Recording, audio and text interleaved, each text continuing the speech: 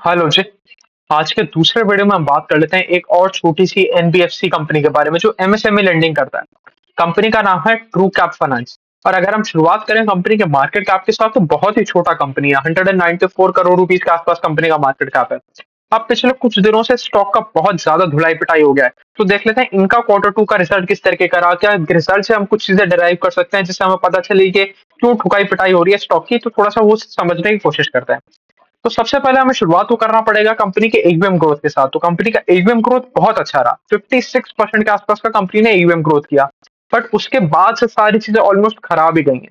अगर हम बात करें डिस्बर्समेंट ग्रोथ के बारे में, तो डिस्बर्समेंट 9% के आसपास गिर गए। अगर हम बात करें पैट के बारे में, तो पैट 20% के आसपास पे गिर गया। अब देखो, यहाँ पर बाकी बहुत सारी ऐसी एनबीएफसी कंपनी है जहां पर चीजें खराब हुई हैं। स्पेसिफिकली अगर हम बात करें माइक्रो फाइनेंस सेगमेंट में, तो बहुत सारी ऐसी कंपनी है जिनका बांड बच गया, वो घाटा रिपोर्ट करने लग गई है। बट यहाँ पर प्रॉब्लम क्या है, यहाँ पर आपका बेस इतना छोटा है, इतने छोटे बेस के ऊपर भी आपने डिस्बर्समेंट में ग्रोथ नहीं लेके आ पाए।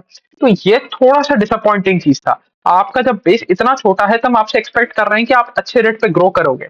अब ये जो 56% के आसपास का एयूएम में ग्रोथ आया है, ये सारा का सारा आया है प्रीवियस क्वार्टर में जो आपने डिस्बर्समेंट किए हैं वहां से। आपने इस क्वार्टर में कुछ नहीं उखाड़ा, तो एक प्रॉब्लमैटिक पार्ट हमें पता चला। उसके बाद हम आगे चल के देखेंगे ये पार्ट में डीग्रोथ कैसे आया। जब 56% के आसपास का आपका एयूएम में ग्रोथ था, तो पार्ट में तो डीग्रोथ नहीं आना चाहिए था, तो वो क्यों आया उसके बारे में भी चर्चा करेंगे। आप पहले समझ लेते हैं कंपनी कौन कौन से प्रोडक्ट सेगमेंट में ऑपरेट करती है। तो पहले तो एक चीज समझना पड़ेगा, ये लोग अपनी कोलेंडिंग बुक पे बहुत ज्यादा बुलिश हैं। और कोलेंडिंग को ये लोग बुलाते हैं लोन एज अ सर्विस या lending as a service, LaaS as a service के नाम से ये लोग अपना कोलेंडिंग बुक चलाते हैं। तो इसमें क्या होता है, इसमें किसी बड़े एनबीएफसी या बैंक के साथ पार्टनरशिप करके अपने लोन्स को डिस्पर्स करने का काम करते हैं। अब थोड़ा सा इसके पीछे लॉजिक समझते हैं। देखो, पहले आपका जो एनबीएफसी कंपनी है वो बहुत ही छोटा है, तो आपकी कोई क्रेडिबिलिटी नहीं है मार्केट में। आज आज आप पिछले 4-5 साल से ही धंधा चला रहे हो और आपका सिर्फ 200 करोड़ रुपए के आसपास का मार्केट कैप है। आपका कोई सिग्निफिकेंट एयूएम भी नहीं है, कि ऐसा नहीं है कोई आपका 10-15-20 हजार करोड़ रुपए के आसपास का एयूएम हो। तो आपको कॉस्ट ऑफ बोरोइंग बहुत ज्यादा देनी पड़ती है। मतलब अगर आप अपने नाम पे बाजार से पैसा उठाने जाओगे, तो आपको बहुत महंगा पड़ेगा पैसा उठाना। तो एक प्रॉब्लमैटिक पार्ट। आप सपोज आपने महंगा पैसा तो उठा लिया, आपको पैसा तो मिल गया, बट बहुत महंगे रेट पे मिला। तो फिर आपको क्या करना पड़ेगा, आपको उससे भी ज्यादा रेट पे उसको लेंड करना पड़ेगा, तभी तो आप एक मार्जिन बना पाओगे। तो सपोज आपकी रेट ऑफ लेंडिंग है 20% के आसपास की, तो कॉस्ट ऑफ बोरिंग आपकी 20% के आसपास की आ गई। आपको 6% के आसपास का स्प्रेड बना रहा है, तो आपको 26-27% के आसपास पे लेंडिंग करना पड़ेगा। अब ये जिस सेगमेंट में ऑपरेट करते हैं, ये लोग गोल्ड लेंडिंग में बहुत ज्यादा फोकस करते हैं और उसके अलावा ये बिजनेस लोन देने में बहुत ज्यादा फोकस करते हैं। अब ये वाला जो सेगमेंट है, यहाँ पर आपको अच्छा कस्टमर नहीं मिलेगा, क्योंकि आप प्राइस पे कॉम्पिटिटिव नहीं हो पाए। क्योंकि जो आपका कस्टमर है, जो सपोज आप जिस आदमी को लोन देना चाह रहे हो, वो जाएगा, वो किसी दूसरी कंपनी के पास से लोन ले लेगा जो उसको 17-18%, 19% के आसपास पे लोन दे रही होगी। तो आप अपने जो रेट ऑफ इंटरेस्ट चार्ज कर रहे हो, उसी के बेसिस पे बाजार से बाहर हो जाओगे। तो इन लोगों ने इस चीज का एक सोल्यूशन निकाला, इसको कहते हैं को लेंडिंग बुक या लेंडिंग एज अ सर्विस। इसमें क्या है, 80% ऑफ द फंडिंग कोई बड़ा बैंक या एनबीएफसी करेगा, 20% ऑफ द लेंडिंग ये लोग करेंगे, और कस्टमर को पूरा का पूरा पेमेंट मिल जाएगा। अब इसमें तीनों जनों का फायदा है, इसमें कस्टमर का भी फायदा है, इनका भी फायदा है, और बड़े बैंक या एनबीएफसी का भी फायदा है। अब उसको एक एग्जाम्पल से समझ लेते हैं। तो सपोज 1 लाख रुपए का लोन लेने आप ट्रू कैप के पास गए, और ट्रू कैप ने कहा एचडीएफसी बैंक से कि 80% फंडिंग आप प्रोवाइड कर दो, 20% फंडिंग मैं प्रोवाइड कर देता हूँ। तो एचडीएफसी बैंक का कॉस्ट ऑफ फंड्स तो काफी कम है। एचडीएफसी बैंक को तो शायद 3-4-5% के आसपास का ही सारा का सारा कॉस्ट ऑफ बोरिंग है उसकी। तो वो 4% के आसपास आपका फंडिंग कर देता है।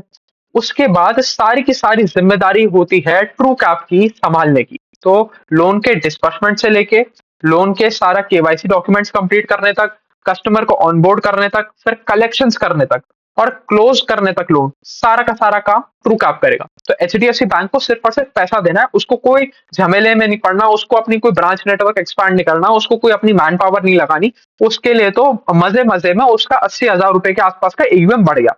तो उसको उसने कोई भी एफर्ट नहीं किया, उसने वो 80,000 रुपए का एयूएम बढ़ा लिया और उसके ऊपर अपना इंटरेस्ट कमा लिया। अब इसके बदले में वो ट्रू कैप को एक छोटा सा फीस दे देगा या कमीशन दे देगा कि भाई आपने हमारी बुक में 80,000 रुपए के आसपास के इंक्रीमेंट किया, इसके बदले आप ये छोटा सा कमीशन रख लो। तो ट्रू कैप ने दो तरीके से कमाई करी। एक तो उसने कमीशन से कमाई करी जो उसको एचडीएफसी बैंक से मिला। सेकेंड चीज, उसने जो 20% के आसपास का लेंडिंग किया था उसके ऊपर तो इंटरेस्ट इनकम कमाया ही कमाया। अब आपका एज अ कस्टमर क्या फायदा हो गया, कस्टमर को एक कॉम्पिटिटिव रेट पे आपको लोन मिल गया कि भाई आपको 26-27% पे लोन नहीं मिला, आपको वही 17-18-19% के आसपास पे लोन मिल गया। तो अगर इनके कॉस्ट ऑफ बोरोइंग के बारे में बात करें तो 13% के आसपास का कॉस्ट ऑफ बोरोइंग है, 6% का ये लोग स्प्रेड बनाते हैं, 19% के आसपास की इनकी यील्ड है। तो ये पूरा का पूरा स्ट्रक्चर है। इसीलिए ये लोग बहुत ज्यादा बुलिश है को लेंडिंग बुक के ऊपर। और अब इनका को लेंडिंग बुक 47% के आसपास का कंट्रीब्यूशन भी करता है इन द ओवरऑल एयूएम, और ये मैक्सिमम है, इससे ज्यादा ये लोग जाएंगे नहीं। कंपनी का गाइडेंस भी ये, मैनेजमेंट का यही गाइडेंस है कि इसको हम 40 से 47-48% के बीच में ही रखना चाहेंगे। तो वो हायर एंड पे पहुंच गए, तो बस अब जो 50-50 का रेशो ये लोग मेंटेन करके चलेंगे। अब देखो, अब प्रॉब्लम समझना शुरू करते हैं। तो जो डिस्बर्समेंट में हमें डीग्रोथ देखने को मिला था वो दोनों सेगमेंट से आया। तो मतलब जो आप सारा का सारा लोन अपनी बुक पे ले रहे थे उसमें भी हमें डीग्रोथ देखने को मिला, और जो आप को लेंडिंग कर रहे थे वहां पर भी हमें डीग्रोथ देखने को मिला। अब देखो, को लेंडिंग का डीग्रोथ और भी ज्यादा प्रॉब्लम्स खड़ी करता है, क्योंकि देखो आपको इंटरेस्ट इनकम तो हर महीने आता रहेगा। इंटरेस्ट इनकम तो आपको हर महीने छोड़ो, आपको अगर आप वीकली वीकली कलेक्शन कर रहे हो तो वीकली भी आता रहेगा। बट ऐसा कमीशन या फीस के साथ नहीं है। अगर आपका डिस्बर्समेंट में स्लो हुआ है, आप अगर आपने जैसे, अगर मैं आपको एग्जैक्ट नंबर बताऊं तो हमें पता चलेगा जो लेंडिंग एज अ सर्विस है उसका डिस्बर्समेंट 4% के आसपास पे गिर गया। तो अगर आपका डिस्बर्समेंट नीचे चला गया तो आपका जो फीस एंड कमीशन वाला सेगमेंट है ना, उस क्वार्टर के लिए गायब हो गया। और यहाँ पर वही प्रॉब्लम हुआ, और इसकी वजह से इस कंपनी के सारे नंबर्स भी खराब हो गए।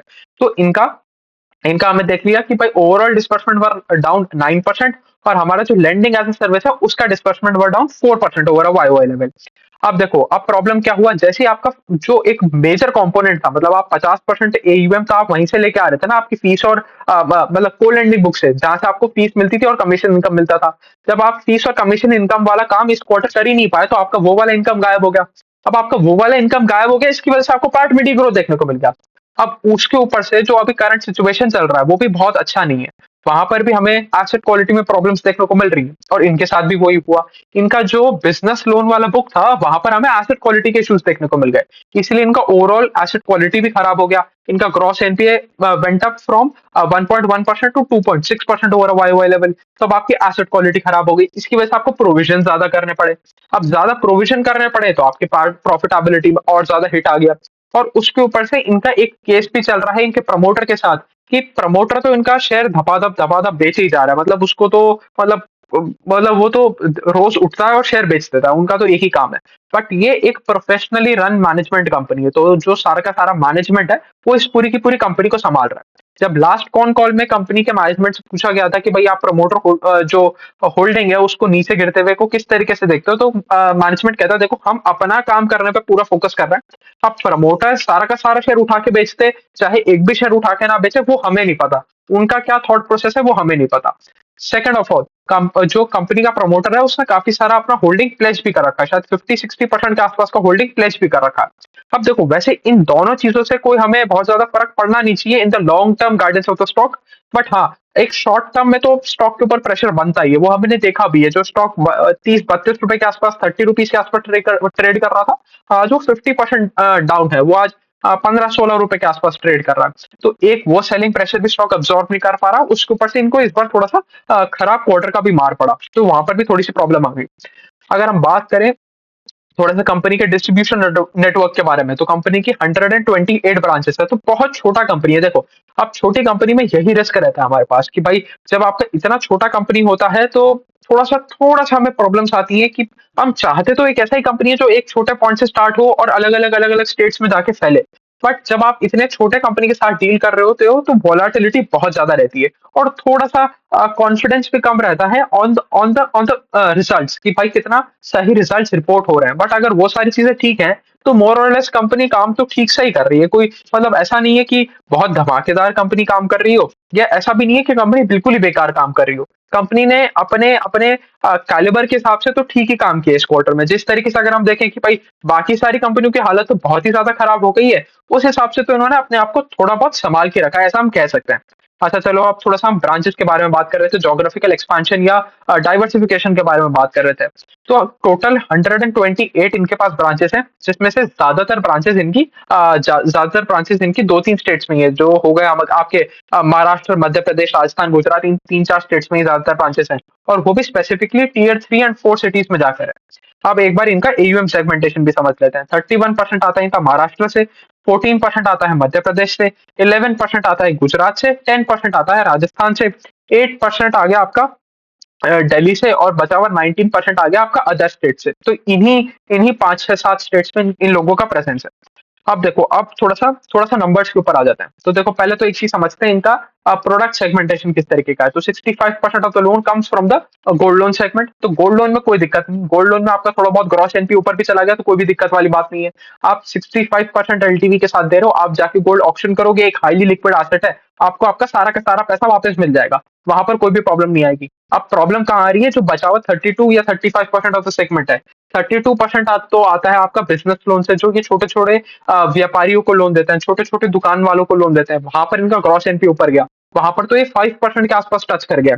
उसके बाद अगर हम बात करें तो एक इन्होंने थ्री व्हीलर ग्रीन एनर्जी के लिए भी लोन देना शुरू कर दिया है। तो मतलब जो ई रिक्शा होते हैं, जो छोटे ऑटो होते हैं इलेक्ट्रिक वाले, उनके लिए ये लोग लोन देना शुरू कर दिया है। तो वो 2-3% of the overall loan book है, तो वो बहुत ज्यादा उसको हमें कंसिडर नहीं करना चाहिए। तो यहाँ पर हमें प्रॉब्लम्स देखने को मिल रही है। तो चलो, गोल्ड लैंडिंग में तो आपका अगर एसेट क्वालिटी खराब हो रहा है तो कोई दिक्कत वाली बात नहीं है, बट बिजनेस लोन में प्रॉब्लम है। बिजनेस लोन में आपको दिक्कतें आएंगी, चाहे इनका सिक्योर्ड वाली कैटेगरी में ही है, इन्होंने उनको लोगों की दुकानों से या उनके घरों से सिक्योर कर रखा है, कोलैटरल रख रखा है, बट प्रॉब्लम्स तो आएंगी क्योंकि वो इतना लिक्विड नहीं है। वहां पर हमें प्रॉब्लम्स देखने को मिलता है। आपको लैंड का वैल्यू एसेस करने में प्रॉब्लम है, क्योंकि आप कोई मुंबई मुंबई दिल्ली जैसे शहर में तो बैठे नहीं हो जिसके आपको एकदम एग्जैक्ट करेक्ट वैल्यू पता हो कि भैया ये इसका 10 लाख रुपए का घर है या 15 लाख रुपए का घर है। आप जाके कहीं गांव में घर की वैल्यू निकालने की कोशिश कर रहे हो, तो वहां पर बहुत सारी कॉम्प्लिकेशन और प्रॉब्लम्स हमें देखने को मिलती हैं।